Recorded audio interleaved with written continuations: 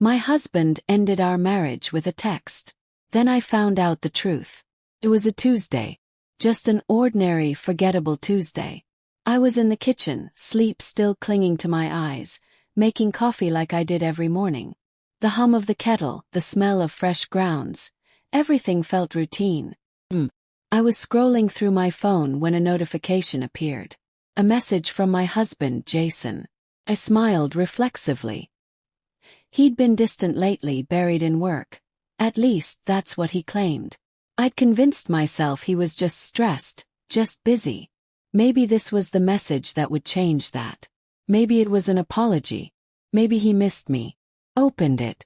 2 words. We're done. No explanation. No follow-up. No phone call. Just that. A 5-year marriage, reduced to a digital shrug. I stared at the screen, stunned. Waiting for something else. Correction. A sorry, wrong person. A just kidding. But my phone stayed dark. Silent. I collapsed onto the floor as the weight of those words hit me. 5 years. 5 years of shared dreams, Sunday mornings, inside jokes, whispered promises. Gone. Erased. Like I was nothing. Jason and I met during freshman orientation at college. He was the one who stayed up all night helping me cram for exams.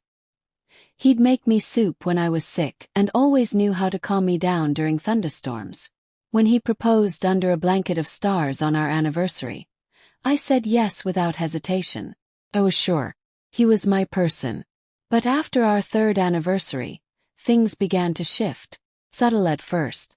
He started working late more often. Big project, he'd say. Then came the business trips. Frequent, sudden, always on weekends. He stopped holding my hand in public. He'd come home smelling faintly of unfamiliar perfume. When I asked, he'd laugh. You're overthinking. Don't be paranoid, Liv. And then came the secrecy. The password on his phone changed. He'd leave the room to take calls, whispering behind closed doors. If I asked about it, he'd snap. Can't I have a little privacy without being interrogated? I started doubting myself. Was I being clingy? Too needy? Maybe I was imagining it all. But that text, that was the moment everything crystallized. This wasn't in my head. This wasn't about me not being enough. He was gone, and he hadn't even bothered to say it to my face. I called him over and over, straight to voicemail. I texted him. Jason, what the hell? Talk to me. Nothing. I even called his office. His assistant, polite but awkward, said he was on personal leave. That was odd. He hadn't mentioned anything. Desperate, I called his mother. Her voice was brittle, rehearsed. Honey, I'm sure Jason will explain soon. Just give it time. And that's when it hit me, they all knew. Everyone around me was in on it, everyone but me. I don't know what took over me, but I did something I'd never done before. I remembered our old iPad, the one we used to watch movies on during lazy weekends. It was still connected to his iCloud. Powered it up, hands shaking. The password. His birthday. Course. He never changed it. And just like that, the truth spilled out. Hundreds of photos. Him with another woman, blonde hair, green eyes, posing on beaches, curled up in hotel beds, laughing over candlelit dinners. Photos taken over months. Long before that text. Long before the silence. Then came the receipts. A charge from a jewelry store. A diamond bracelet, expensive. A reservation for 2 at our anniversary restaurant. The one he cancelled, claiming the flu. And then the final blow. A screenshot of a text message. A picture of a positive pregnancy test. Sent to him, followed by a message. Our little secret. Check the date. 2 weeks before he sent me that text. He hadn't just left me. He'd been building another life, another family, behind my back. I remember driving to his office like I was in a trance. I didn't care how I looked, didn't care that I was crying or shaking. He was outside on the phone grinning. Probably talking to her. When he saw me, the color drained from his face. Liv, what are you doing here?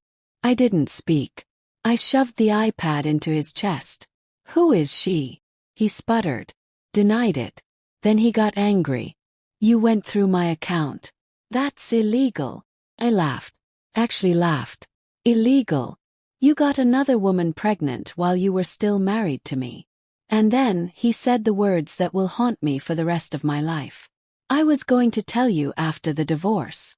He planned this. All of it. That cowardly text, just step one. I won't lie to you. Broke down. For weeks I couldn't eat. Couldn't sleep. I stared at the ceiling, wondering how I missed all the signs. How someone I loved so deeply could betray me so completely. But grief turned into something else. Rage. And rage. That's power. I compiled everything. Every photo. Every receipt. Every message. I sent them to his family, to his boss. Turns out those business trips were actually vacation days he used to sneak away with her. I even contacted the woman herself. She had no idea he was still married. And the best part, she wasn't the only one. I found messages to another woman. Same charm, same lies, same promises. Jason wasn't just unfaithful. He was a serial liar. I hired a ruthless divorce attorney. The kind who doesn't flinch. And when Jason tried to talk to me, begged me to be civil, reasonable, I smiled and said, "Speak to my lawyer." It's been a year now. He's stuck paying child support to not one but two different women. His reputation. Shattered. His job. His family. Disgusted. Me. I've traveled to Italy, dyed my hair red, taken salsa lessons in Barcelona.